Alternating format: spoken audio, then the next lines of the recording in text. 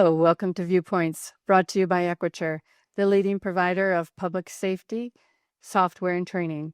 My name is Cherie Bartram, and I will be your host today. A little bit about us before we get started. We are an international leader in public safety and training, technology, and products geared toward providing tools to help responders stay safe and educated. For those of you who are new, we offer monthly podcasts with a variety of guests geared toward public safety topics, as well as monthly webinars and a diverse offering of training courses through our apprentice program. I encourage you to check that out as well. Today, I'm excited to introduce to you Drew Moldenhauer, an international speaker, author, and public safety educator who's been making waves in the dispatch and law enforcement community. Drew is the owner and master instructor of Blue Ethos Specialized Training and brings over 18 years of law enforcement experience to his work. He holds a Master of Science in Public Safety Executive Leadership and currently serves as a full-time professor of criminal justice at the Metropolitan State University in Minnesota. Drew has trained at some of the largest dispatch centers in the country and has spoken at major conferences, including APCO International. He's the co-author of How Smart Police Officers Use Situational Awareness to Improve Safety with Dr. Richard Gassaway. His expertise spans everything from situational awareness and active threat preparedness to de-escalation and high-stakes teamwork. When he's not teaching or speaking, you might find him training for Ironman competition. Drew, welcome to the show. I'm super happy to have you here. Thanks for having me, Cherie. I really appreciate it.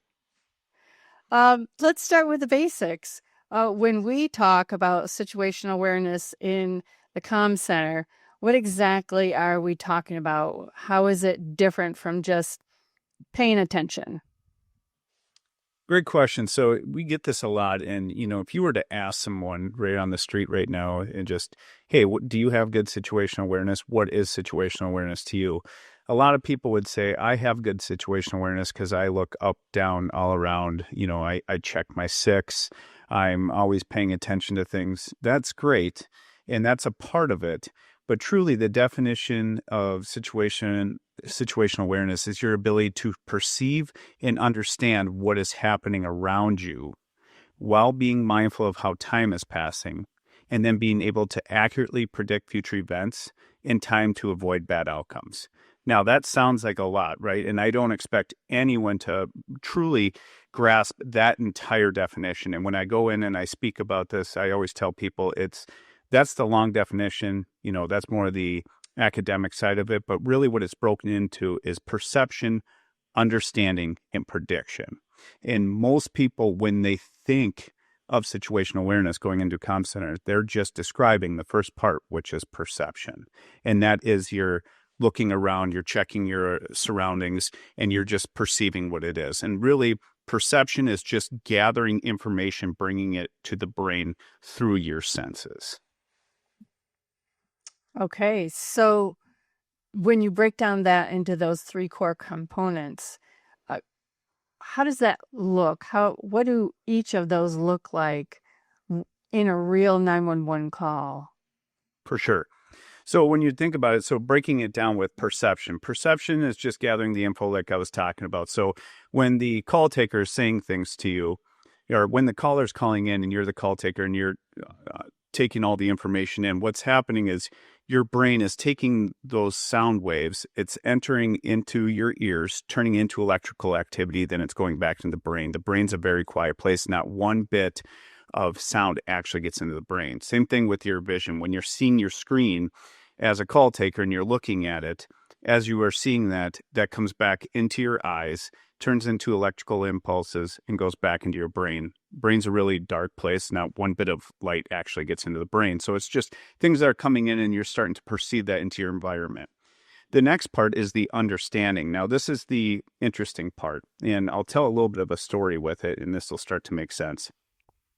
Understanding is where we're trying to figure out a situation based on us gathering up this information. So if I can kind of take a metaphor with you, perception is gathering up all the puzzle pieces to a puzzle.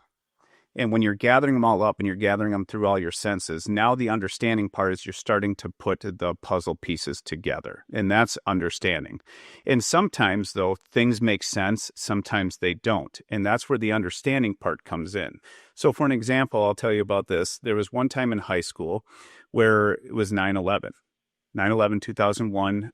For those of you that were alive during that time, you'll remember that day. And I'll get to that in a little bit because it was something that was a significant moment. Well, when that happened, my friend came up to me in the lunchroom and he said, "Hey, Drew, did you hear that one of these giant planes just crashed into one of the Twin Towers?"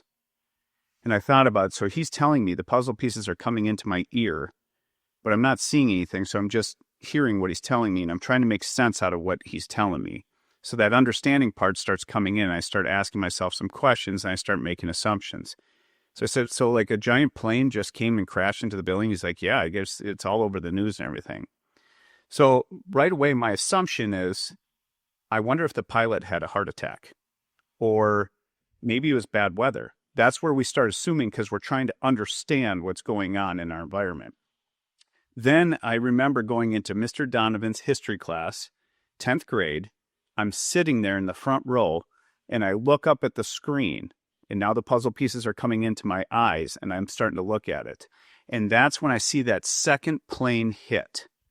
And when I saw that second plane hit, that's where my assumptions went away, and I thought, oh, no, we're actually under attack. This isn't something where it's just a heart attack by the pilot, or this isn't a weather thing. The weather was just fine. What I'm seeing right now is starting to make sense. And often there's a deeper meaning behind what we see than what we hear. So that's that understanding part where if we come to a situation or we hear, let's say as a dispatcher, we hear someone saying things to us and it's not really adding up, that's where we have to ask those questions. What does this mean? My caller just went into a closet and they're speaking really softly. What does this mean? Start asking yourself that question. Is this what I expected? What's going on here? So there's that understanding part where you're trying to understand what's happening. And what helps with that is asking yourself those questions. Is this normal? Is this what I expected? And then from there, it's what we really train on and what we help people with is then the prediction. And this comes through a lot of experience, but then you're doing a quick scene size up and you're actually predicting future events before they happen. And what I like to tell people is it's like seeing the puzzle, the cover of a puzzle before you're putting it together. If you have someone that's going to put together a puzzle and they don't get to see the cover, but I do, I'm naturally going to be quicker at it because I can already see the events unfolding. So with that fast, accurate prediction, what we're doing there is we're starting to look at things and we're starting to see from our experience, what does this look like 30 seconds from now? What resources do I have around me? What can we do to start, helping out this situation? So for an example with the prediction processes, I have, as a call taker, a police officer calling in saying that I'm in a pursuit. Well, I should already be thinking in my mind that prediction process of where is this headed? How much time do I have? So if this is going to go across to a different county border, do I have to patch the channel? I know that with a pursuit, this is going to be high speed. I know that there's going to be high stress involved. I should already have more units starting to go to help this person out. Is this going to be by a school? Is it starting to head downtown? Should I start calling the school to start putting in lockdown? And there's that prediction process that you're already beginning with the end in mind. And that can really help you out. So that's just kind of a basis of the perception, understanding, and prediction process of situational awareness. Wow, that's really good. That's that's you're I don't mean to stutter here, but I'm reliving my days under the headset, of doing all that. That was some of the people who are listening to this are going to understand this statement. That was fun for me. I enjoyed those days, predicting and being busy like that. But truly, one of the biggest challenges dispatchers face is getting accurate information from those callers. They're panicked, they're confused, sometimes they're angry. And sometimes the callers have perceived that situation completely different from another caller who was at the same scene. So now we're gathering that information and it's not matching. So what are some techniques that you teach for gathering the right intel when the caller isn't making it easy? And do you have any tips other than just give the responders everything we have, even though it's not matching? Yes, great question. And to start that off, I'll talk about there's different barriers to situational awareness, right? That can affect your perception, understanding, prediction. And they're just pitfalls in our brain. And specifically, the one that you're kind of getting at right now would be confabulation. And what's interesting is our brain can confabulate a reality.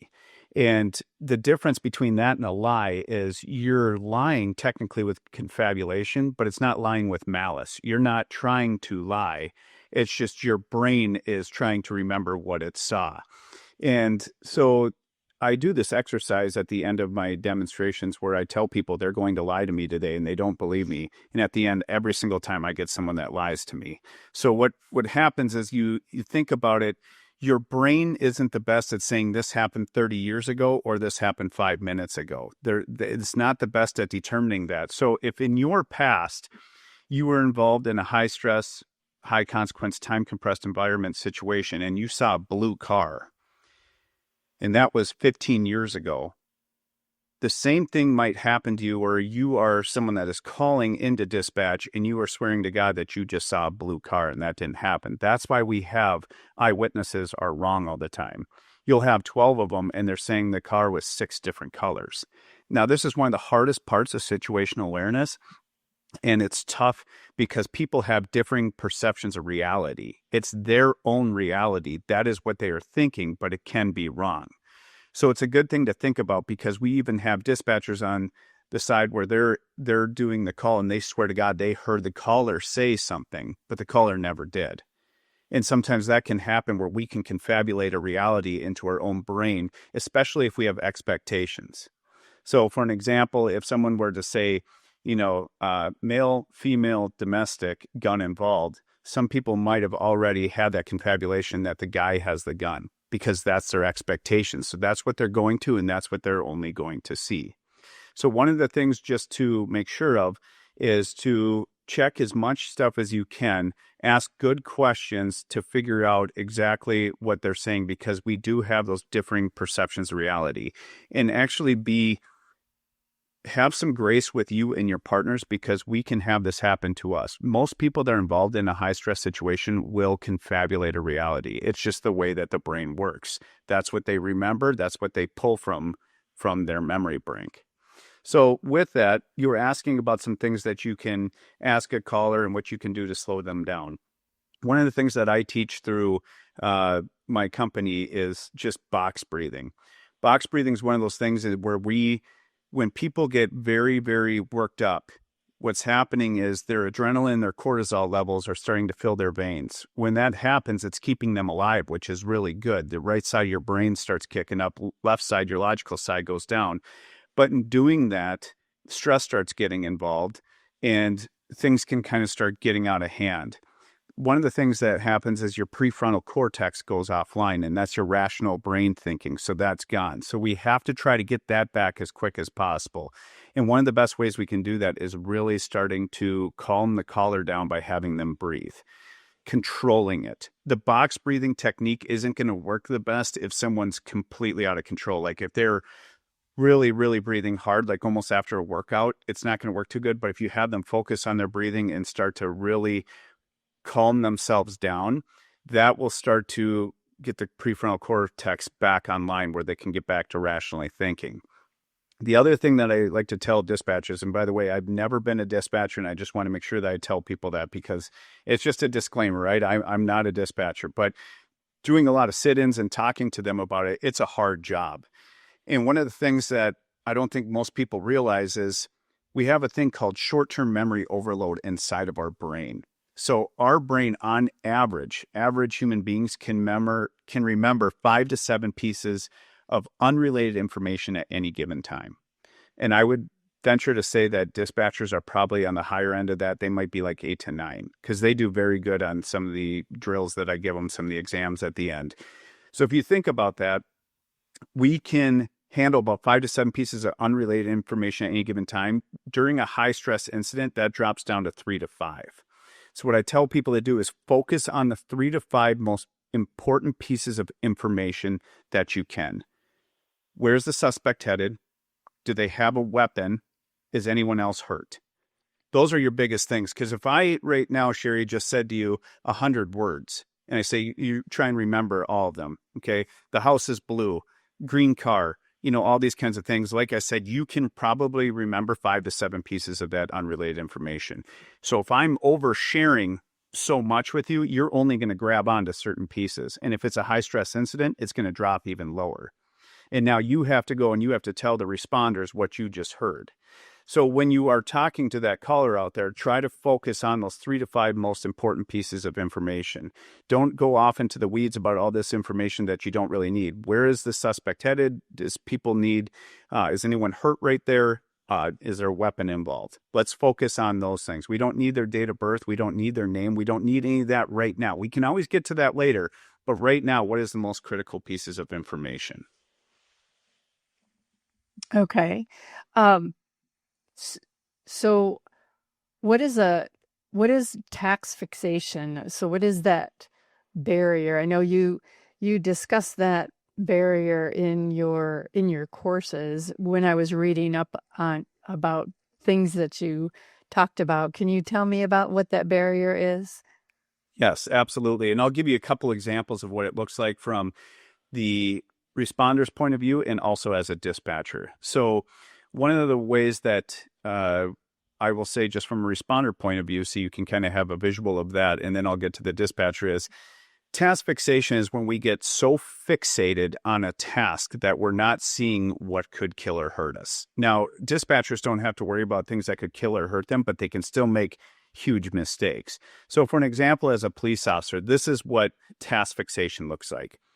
If I were to be in my squad car and I have my laptop up and you're sending me information, if I'm looking at my computer like this and I'm typing, I'm so fixated on my computer that I'm not seeing the danger around me that could kill or hurt me. So as I'm doing this, I'm not seeing the bad guy get out of the car to come around and put a gun to my head as the police officer because I'm so fixated on my computer. Focus is okay, hyperfocus is okay, but fixation's where you're so fixated on one object that you're not seeing the danger around you. We trained some people in gas and oil about this, and what we found was the same thing. This happens everywhere. What happens with them is they will get a pipe leak, and they have panel operators. So their panel operators are like dispatchers. And so the panel will tell them, hey, you got a pipe leak over here. And what they will find is when the people in the field go out to try and fix a pipe leak, they get so fixated on trying to fix that leak that they're just staring at the pipe that they're not realizing that vapor is surrounding them. And when that vapor cloud is surrounding them, it can ignite, and that's what can kill these people that are working out in the field. But again, their bad guys are the vapor. Us as police officers, our bad guys are actual bad guys. Now, how does this happen with dispatchers? And then I'll give you a clue on how you can defeat this. For dispatchers, what that looks like is you are so fixated on one of your screens that while you're entering information, you're not verifying the address on this screen over here. So you're just so fixated on this one thing right here that you're doing this and you're sending that stuff and the stress is coming on that you're not taking the time to look at your other screen and verify it. Another way of thinking about it is, and this is what I've heard from dispatchers that I've taught, is they'll have new dispatchers that come in, and what they get fixated on is they're not prioritizing their calls. So they have 10 calls that come in and they get fixated on, I just need to get these calls out. Well, one might be a phone call, one might be a vehicle lockout, the next one's a cardiac arrest, and they're not putting them in priority wise because they're just fixated on getting those calls out, where they're not taking a step back and going, okay, well, how do I prioritize this to make sure I'm getting the most important one out right now? Because that fixation's causing them to do that. They're not even seeing the ones below it. So how you can defeat task fixation is two ways. One is when you are doing a high stress, high consequence task, and let's just say as a dispatcher, you have multiple calls coming in. Every 30 seconds, take a step back and look at all around you. Look at your other screen. Am I verifying that address? Look at your call load. Am I putting the right call out right now? Am I prioritizing that? Every 30 seconds to remind yourself. The second way is to actually have somebody stand behind you. And when you have someone stand behind you, what I want you to think about in the past 3 stories I just gave, I'll give the dispatcher one first. If someone is behind you, they're going to see things that you're missing because you might be just so fixated on your task that they're saying, you're not verifying that address over here. Or all I want you to do right now is you start typing, I'm going to start talking. Now you're working in tandem and you can work together well where you're not going to get fixated. So as a police officer, I don't want my backup standing right next to me at the car door because now we can both get so fixated on the driver when we're talking to the driver that we're not seeing traffic behind us. We're not seeing the passengers in the back seat. But if my backup comes and stands behind the suspect's car, now they can see all the suspects in the back. They can see traffic going left and right. They have a clear view of kind of everything going on. And then for the people in the gas and oil field, it's the same way. When they show up, if you have someone with more experience to fix that leak, have them go work on it. You have the other person drop back, look for the vapor clouds, look for anything else that could hurt you. This is the same with electrical line workers when they're working on, lines, everything that way. It's just that person has a wide angle view. And if you think about when you're in the grocery store, if you can't find the item you're looking for, what's the one way that you can do it to make sure that you're finding it? You take a step back. Now you have a wide angle view where you're seeing everything.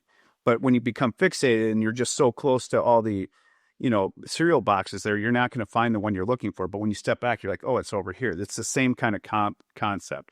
So biggest thing with task fixation, 30 seconds, take a look around and or have someone come in and help you out and they're being your eyes and ears. If you don't mind, I would like to give you one more example of the task fixation. What I've seen, maybe more with newer dispatchers, when you're implementing like a protocol usage in medical calls, they might get so fixated on asking fall, like someone fell. How far did they fall? What did they hit when they land? Those kind of questions that they forget to ask. Why? Do you know why they fell? Oh, well, they were having chest pains. Okay, so why they fell and what they hit when they fell becomes non-important if they're in cardiac arrest. Right. But, what becomes really important then is to get your hands on the chest. Not ask all these questions about the actual fall. But I've seen dispatchers waste 2.5, 3 minutes asking about the fall instead of getting their hands on the chest. So that's kind of what you're talking about, right? Yes. And it's where you just become so fixated on something that you're not, like I said, focus is good. Hyper focus is okay. But the fixations where you're just so fixated on a task that you're not seeing or asking anything around what that is. And that's what can get people out in the field. It can get them killed or hurt. But as a dispatcher, that's where you can make a lot of mistakes, just like I was saying, which could affect the responders in the field. Right. And the outcome of the call. Yes, exactly. So in the neuroscience of all of this, what's happening in our brains during the high stress incidents? You talked about the chemicals that dump and that are flowing through our bloodstream. What makes situational awareness so difficult? And you talked about box breathing that can help change that. Is there anything else we can do to counter that? Yes. And so with that, exactly what you're talking about, during a high stress incident, what's going on in your brain is you're having releases of norepinephrine, serotonin, dopamine, all these things. Memory starts coming into there. And what it does is it starts affecting your cognitive function. And what happens is your left brain slows way down, which is your logical side, right? And your right brain speeds way more up. So that one starts taking over. That's the one that's more of your survival brain, if you will. Left is logical, right is your survival one. So it's a good thing, though, because if you think all the way back to evolution, if you were getting chased by saber-toothed tigers, your left brain would say, hey, why don't we get together and get a committee and figure out how we're going to solve this? Well, we'd be dead, right? It's just not going to happen. Whereas the right brain saying fight, flight, freeze. We got to get out of here right now. When this happens, volumes of information is not your friend.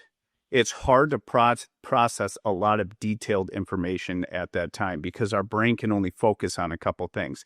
Like when I was talking about the 5 to 7 pieces of information dropping down to 3 to 5, that's what's happening to us. And so what happens is volumes of information is not your friend.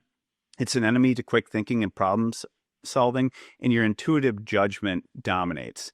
Now, it's really interesting because what you will see happen is people will revert right back to their training during these incidents. So the brain is looking for things called scripts. And scripts are things that in your brain that when you train on certain things, it starts building these scripts inside of your subconscious. And that's exactly how you will go back to during a high stress incident. So when we're talking about the neuroscience parts of it, that is what's going on in your brain. So one of the things that I tell people is training is so important. And what I mean by that is what you should try to gain with your training, what you should aim for is 2 things, in my opinion. And that is keep it emotional and keep it repetitive.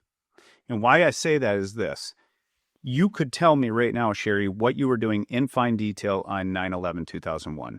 No problem. You could do it in fine detail. Tell me where you were, what you were doing, all that. Most people can, because that was an emotional experience.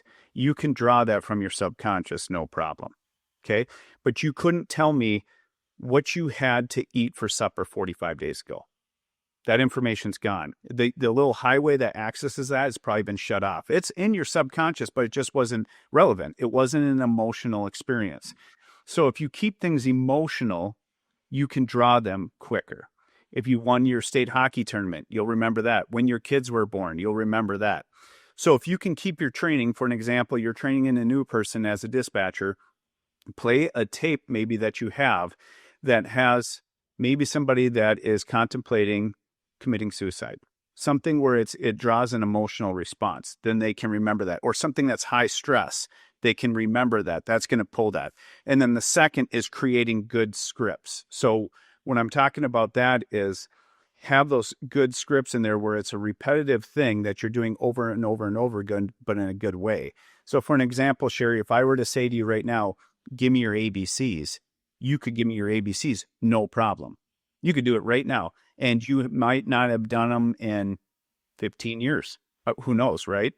So, but you can do that because you've repeated it so many times and you've repeated it the right way. But now if I were to ask you, go ahead and give me your ABCs backwards, you'd probably struggle. So what I try to tell people is keep your training emotional and repetitive, just like your ABCs. Now, when you combine those two, that's how you can retain information. And during a high stress incident, that's what you will go back to. Which is why when people are pulled over for drunk driving and they're asked to give their ABCs, they sing them, right? Because that's what they go back to. That's what they can remember. Or the Mickey Mouse, the MICKEYMOUS, that's how they remember it. So it's like this emotional response that they have from it, but also repetitive. And then you can pull those 2 things from your subconscious to your conscious memory. All right. That's very good. I like that. So that kind of goes back to how we train and how we remember things. But you've also talked about how we train to fail, and it's a pretty bold statement. What do you mean by that? And what do we need to do differently when it comes to dispatcher training, when it comes to any training?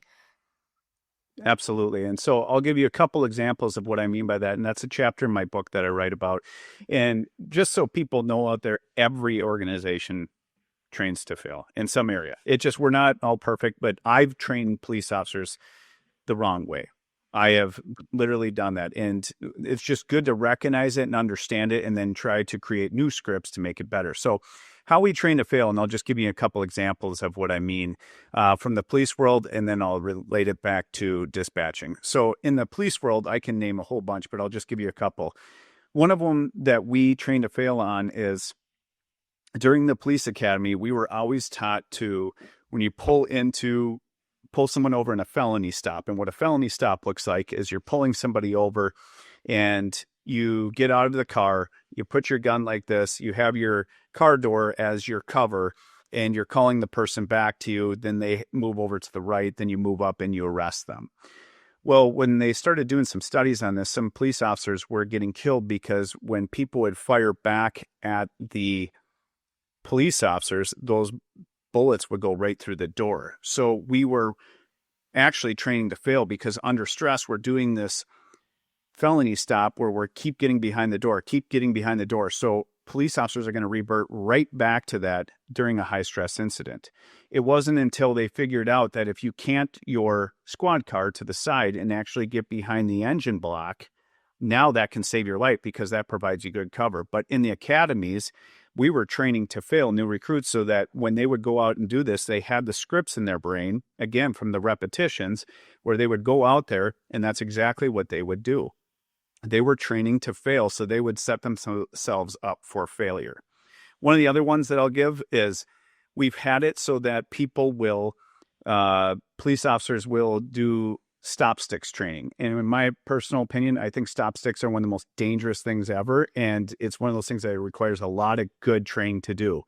But even for me as a police officer of 18 years, the way that we would practice that is we would just go into a garage and we would sit there and we would have the police officers, like we would just throw the stop sticks into the garage and then we'd just pull it back during a no stress environment and everything was calm that way. Well, during the real deal incident, that's exactly how we approached the call. We wouldn't go and look for our cover. We wouldn't do things where we were ready to do it, call it out, do all that kind of stuff. So we were training ourselves to fail during that situation. And that's where you see a lot of police officers get hit by cars because they're not training the right way. So for dispatchers, if you can take a look in your organization and say, what is a common theme we're seeing here with the people that we are training? What are some common issues that we're having? Maybe it's something where your dispatchers are coding calls based on their emotion. So they get upset, and when the caller actually gets them upset, then they're saying you're going to be dealing with an unruly male, or this person is a big threat and all that. Well, it's been proven that when you dispatch a call saying that the responders will show up and they will drive faster, more dangerous, and they will act more aggressively with the person they're dealing with just based on the power that the dispatcher has of coding that call. And that might not be the truth. He might just be having a bad day. But based on that situation, there's a training failure right there that why are we coding these calls wrong? And maybe that's something that we need to have more repetitions in as to calm yourself down and realize what you're doing. So just little things that if you're starting to see some mistakes in your PSAPs, start taking a look at that. Are we training to fail? How are we training them this way? And now let's start building new scripts. And as you build new scripts and better ones, then that repetition becomes more your ABCs. They will revert back to that in high stress incidents. I never really thought of, I thought of how we dispatch and how that can hype up the responders. I think of a man carrying open carry and the dispatcher dispatching it as a man with a gun, and the officers, running lights and siren to a man with a gun, and it was just a man with an open carry. And that's what I thought of when you talked about that, but I hadn't really thought of the other way. And that's really interesting how much damage we can do with our words. Yes. And yeah, to go on that too. So this is something interesting too that I found. There's a thing called stress transference. And so I've actually had this in my career as a police officer, and it works both ways. And you'll know exactly what I'm talking about when I say this. So stress transference is when you transfer your stress onto the responder, but the responder can transfer the stress right back onto you. So let's say, for an example, you have someone, you are the dispatcher, you have someone not breathing, and you're screaming into the radio saying, he's not breathing, he's going to die, he's going to do that. Think of the effect that has on that first responder, how they're going to drive. They're going to drive faster. They're going to be more aggressive. They're going to be doing that because they're doing everything to get there as quick as possible, but it can be really dangerous. Now, the same thing, you probably had someone like this, Cherie, where you have an officer that goes, 3 Union 31, I'm clear. And it's just like, it just literally makes you just like jump. And I've worked with police officers that have done that. And it's like, holy cow, now they're transferring that stress back onto you, where it literally just gets you hyped up. You know, your adrenaline's going now, all that's happening there. That's that stress transference that I'm talking about. Is we try to eliminate that as much as possible, because now we're just transferring the stress back onto each other doing that way. That's funny. As soon as you did that, I could feel that. I could put myself in that chair. You get that immediate adrenaline dump, right? Yes, exactly.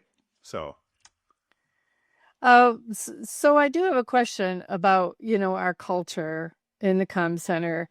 There's fear. Fear, psychological safety came up in your materials also. And different comm centers have different cultures. When people feel safe speaking up or asking for help, what is the impact on situational awareness? great question. And I actually think, in my opinion, this is the strongest barrier to situational awareness there is the fear. Fear is number one, in my opinion. This can do so much damage. It's unbelievable. And I've been doing a big deep dive into psychological safety and how important it is. So I'm going to first talk a little bit about what it is, and then I'm going to give you a case study about how important it actually is. When you think about it, and I were to ask you, Cherie, what do you think is based on some surveys that they've done out there, and this one was from the Washington Post, what do you think is the number one fear of people in the United States of America? And it's an actual activity that people do, like whatever it is. What do you think is one of the biggest fears for people? Oh, I don't know. Okay. I really don't know. Number one is the fear of public speaking. Oh, Speaking up, okay. right? So if you got this fear of speaking up, number one is being public speaking. The reason why people have said that is because of embarrassment, judgment. All eyes are on you, right? And the same survey results, number four, the fourth biggest fear was dying. And so we think about that and we're like, boy, that's pretty irrational. Like, people are more in fear of standing up at a funeral and doing the eulogy than being dead in the box. But let me just tell you, that sounds irrational, but let me just show you a couple examples how it's not so irrational. As a police officer, I was sitting in roll call one time, and when I was sitting in roll call, I was pretty new. Dispatch had given me information to share during a roll call setting. And during that time, they passed on really good warrant information. So-and-so is getting released from jail, just all that. And while I'm doing that, I had a senior officer in that room say, "Shut up, rookie. Shut the hell up. You're to be seen, not heard. Shut up." When that happened, and it happened again shortly after that, my fear of dying, which was number one as a police officer, dropped down. My fear of speaking up went way up. From that moment on, I would no longer pass on vital safety information to the other police officers in the room because I was afraid of embarrassing myself. I was new.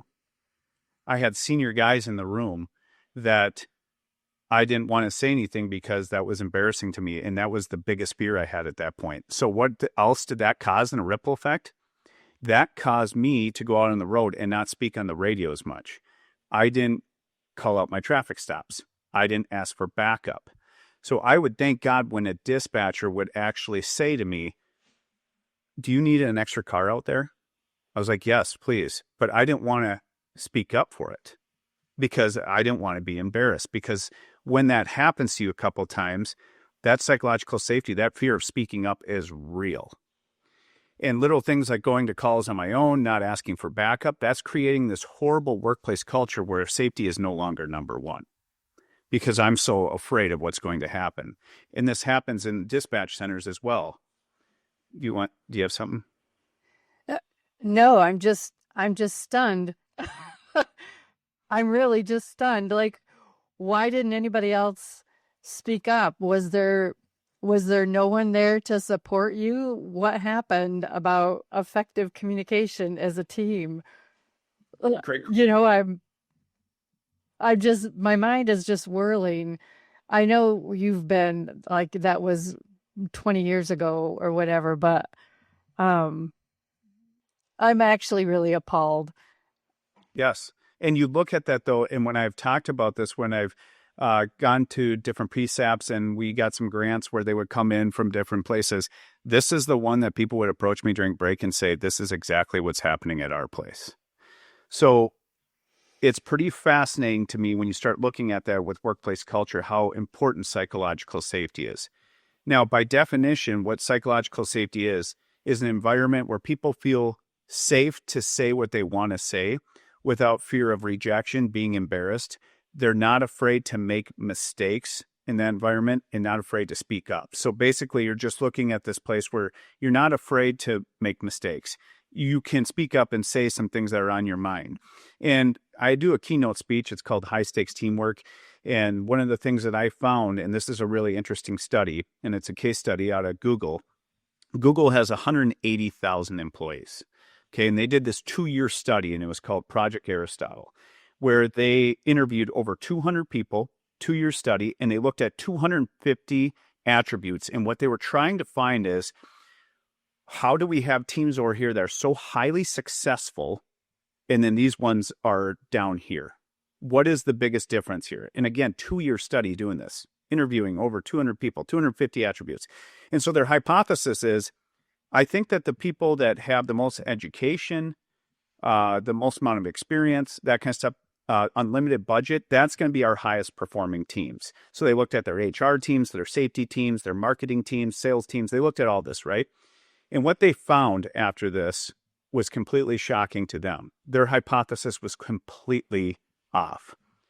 The number one attribute in the highest performing teams in Google was psychological safety. Number one. So when they interviewed these people, what they found is, even if this person had 2 years on versus 20, their opinions were valued. Hey, we have a new idea. What do you think about this? What do you think? And they would pick on someone like, just say that they're 22, fresh start. Well, this is what I think. Hey, that's a really good idea. Tell me more about that. How can we make that work here? And as they would do this, they would start bringing these things up and they would talk about it, but people felt safe in their environment. They felt like they were being listened to. And maybe their ideas, the first 3 ideas they had weren't the best, but then number 4, their 4th idea was $1 billion idea. But that person would have never shared that if they didn't feel safe to do so in their environment.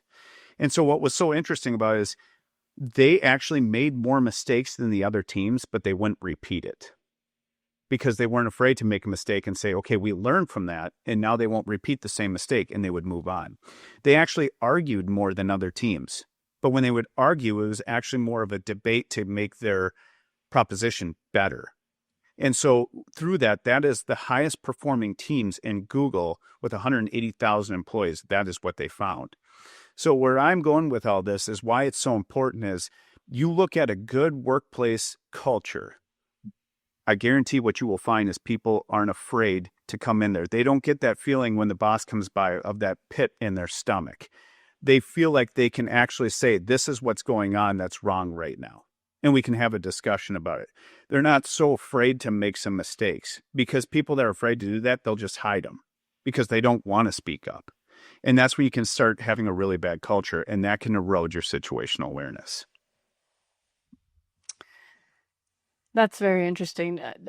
That can be applied everywhere, like Everywhere. every walk of life.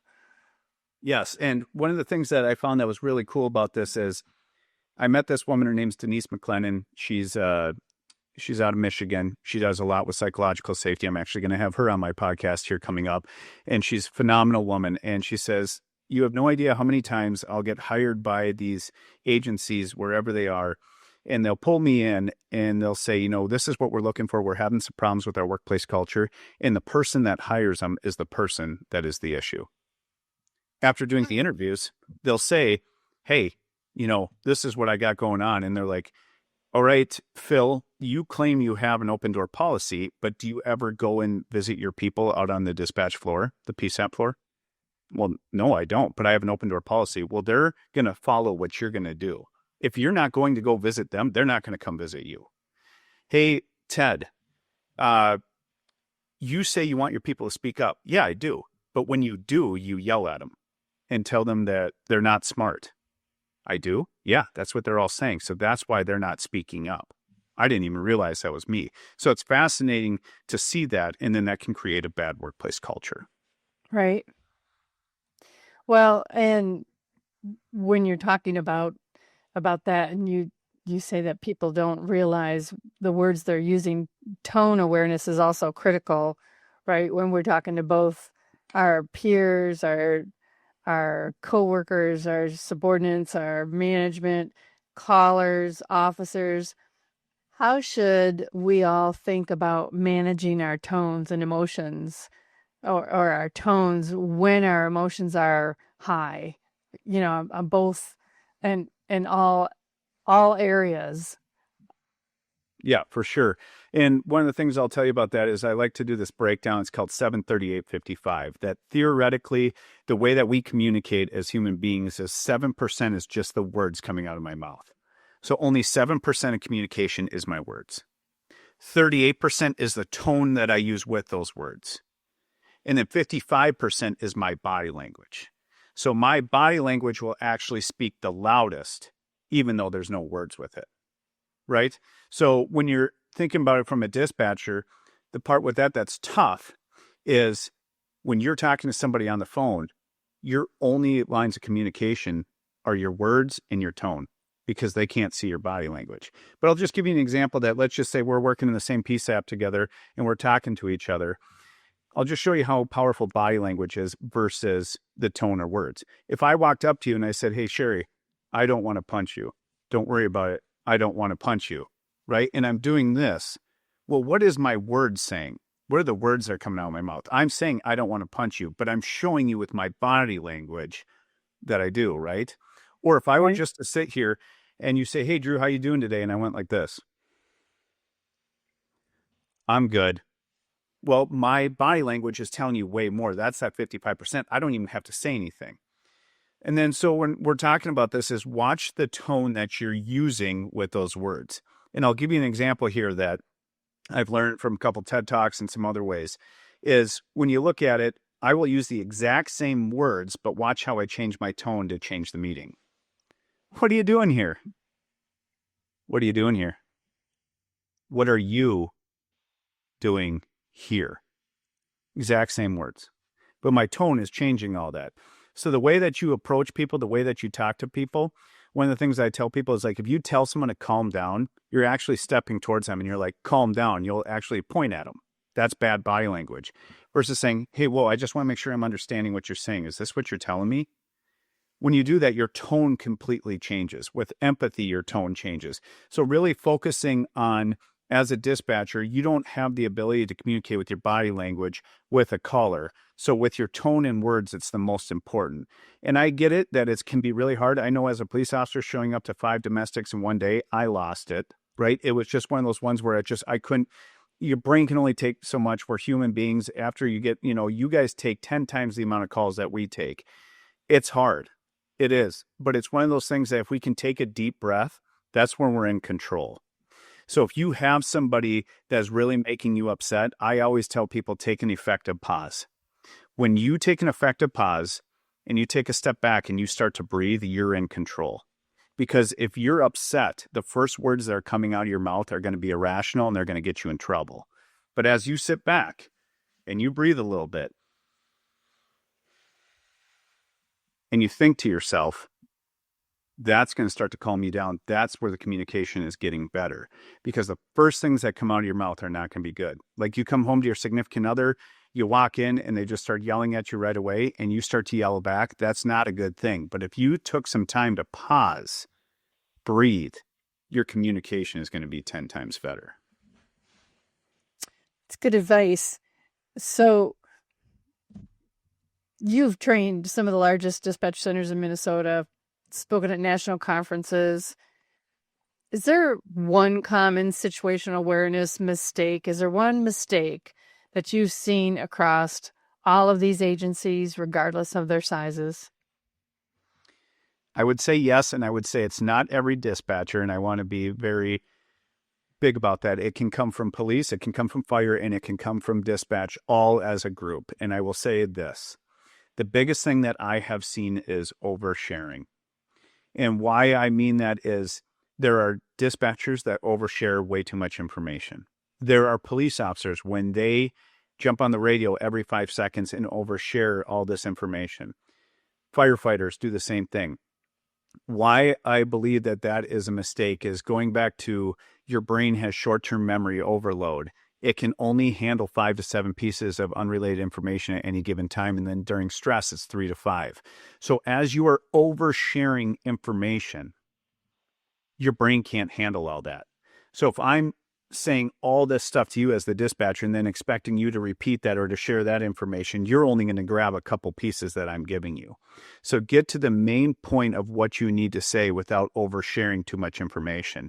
And I do this exercise with dispatchers and they absolutely love it, where I have one dispatcher come in, I give them a whole story. It's a super long story. And then it's like a giant game of telephone. I give them the whole story and it's way too much information, way too much. And so I have the second dispatcher come in and the first dispatcher has to tell them the story that I just told them. And we do this kind of game of telephone where it goes all the way down to the 7th person. And by the end, they can't remember. They're making things up. They're confabulating. They're doing all these other things because we've overshared way too much information. And that's what can happen between police, dispatch, and everyone is that oversharing because our brain can't handle volumes of information, is not our friend during high stress incidents. So I would say focusing on the 3 to 5 main things that you need to get across to people so that they can remember it during a high stress, high consequence, time compressed environment. Well, thank you, Drew. And I guess before we wrap up, what besides that piece of information that was really good, is there one practical tool or technique from your training that dispatchers can implement on their very next shift to improve their situational awareness?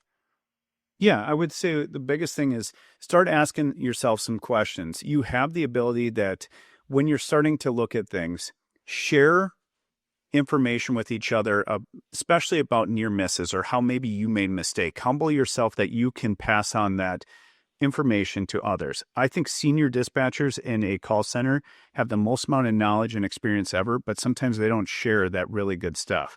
Share how you made mistakes, because as you start to share that stuff, everyone can learn from each other about that, but that takes that good workplace culture. And as you do that, pass on the information. Let's say I make a mistake. Hey, just so you guys know, I made this mistake on this. This is what I did wrong. So just so you know, as you start passing on that really vital information to people that are maybe less senior than you or just people around you, it will really help out. Share those near misses. And I think that has that just huge wealth of information that we can learn from each other about those things. And then also have some grace on yourself and your partners. A lot of people, when I go and train this on, they have no idea what short-term memory overload is. They don't know that their brain lies with the confabulation. They don't know that they can have task fixation. They don't know that there's time distortion. They don't realize all these things. But when I start saying them, they're like, that's exactly what I had. I had that. This is the neuroscience behind it. But a lot of people think, well, I just feel like such an idiot because I lied about this, or I don't remember exactly how this happened. And I said the car was blue, or the caller said this, and I swear I heard that. That's a confabulation in your brain. But if we stop and verify information, just say, I just want to make sure I'm hearing what you're saying. Are you telling me this? No, I said the car was green. Okay, I thought I heard the car was blue. But as you do that, humble yourself, have some grace on yourself. It's a tough job. The jobs that we work in is very high stress, and there's pitfalls in our brain and roadblocks that have this. And so just understand that this can happen to you and have some grace on yourself and your partners. Well, thank you very much. We look forward to seeing your company grow and doing more work with you here at Equiture. It's been great hearing your information. Absolutely. I really appreciate it. If you're ever curious about it, my website is blue-ethos.com. So BLUE-ethos, ETHOS.com. You can set up a meeting with me anytime. Email me, drew@blue-ethos.com, and we can talk about this kind of stuff if you're having some issues. I absolutely love it. I'm hoping to be at APCO next year too, down in Texas. All right. Thank you. And to our audience, we appreciate you being with us today. If you have any questions, you can contact us. And if you have any interest in being on one of our podcasts or one of our live webinars, feel free to reach out to me at cbartram, CBARTRAM, at equiture.com. And I hope you have a great day. Thanks for joining us.